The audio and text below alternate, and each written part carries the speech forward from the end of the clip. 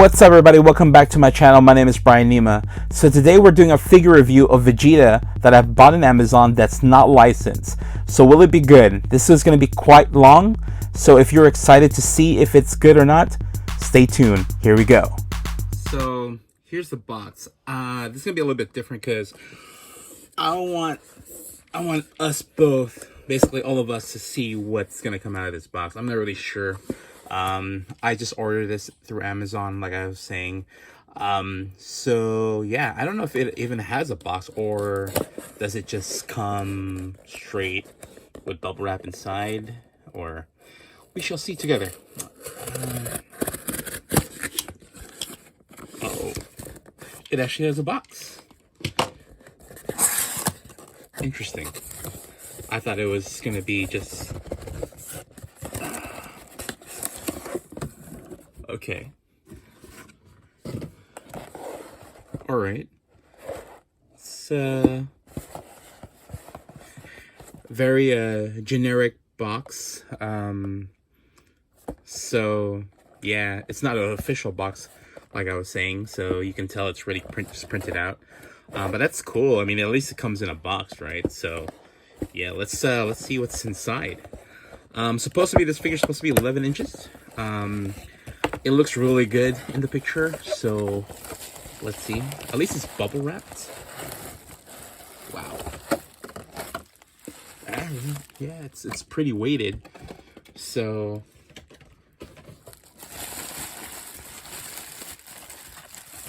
wow, it's actually really wrapped really well. And it's together really well. You know what? I'm fairly impressed. I did not expect that. I really thought it was going to be a little bit more. Yeah, my expectation wasn't this well.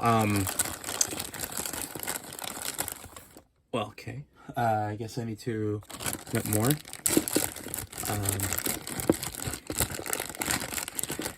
The only thing I'm afraid of is because they are put together, it's going to be kind of scuffed. Yeah, there's some paint. Yeah, we'll look at the details after this, but yeah, it's pretty, yeah, it's pretty big. Like, oh wow, that's amazing. All right, so I'm fairly impressed, you know, for what it is. So we'll check out the details. Yeah, let's go check out the details on this figure.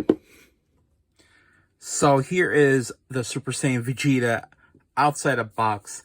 Like I said, when I was opening this, I'm fairly impressed. I thought it was going to be smaller. I thought it was an exaggeration. It was going to be 11 inches. But yeah, it looks like it's going to be 11 inches. And the details on the picture, I mean, it's not as good as in the picture, but it looks like Vegeta. So, I mean, as long as it looks like Vegeta and it didn't come out really wacky, it's still good. Let's look at the details.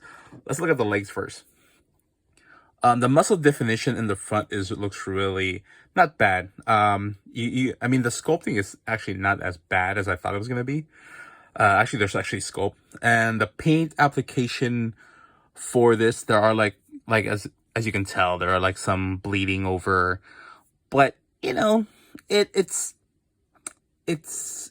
for the price, right? And of course, it's not fully filled out. Like you can see, there's like a gap. You shouldn't have a gap like that on the boot. Same, like this one is a little bit more filling, I guess. And this one is the weirdest part. Oh, there's some scuffs right here as well. But the weird part is this, man, the inside leg. Wow, that is like someone just like pinched it together. I don't think it's supposed to be like that. I'm pretty sure, but yeah, it looks really weird. Like someone just like poked their finger there and made an indent. But other than that, it does look good. From a distance, it looks good. Like if you don't pay attention to that kind of stuff and you just look front, it looks good. Now for the upper torso. The facial expression, I'm very impressed. They actually they got the Vegeta look down. That I'm surprised. I mean, it could have been really weird. The eyes are straight. The line work for the eyebrows are good as it can get. I like the little manga kind of texture with the darker lines in it. As you can tell from, there are some defects. Like, look at the hairline; it's like coming off. I think it's like fully glued down. But and then there's some sculpting defects a little bit. There's some indent on his face, but overall, even the muscle definition and the armor plate, and then the little scuffs, it looks actually not bad. Like, it looks really good from a distance, and even the hair sculpt looks like Vegeta's hair sculpt, right? I mean, it's pretty good. I mean, it's pretty good for not a real official licensed figure. But man, this is pretty good. Let's put them together and then let's measure Vegeta if he's really what they say, 11 inches. So as always, we try to follow the shape together. Push down. Oh, so keep that in mind. It is very loose. It is not as tight as the ones that we normally review here. So it will, separate at some point. As of right now, it's holding up. Let's see.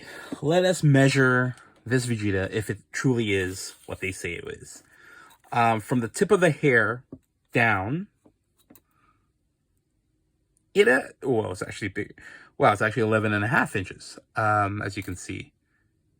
Yeah, man. Wow, actually. Wow, okay. So they weren't lying. But yeah.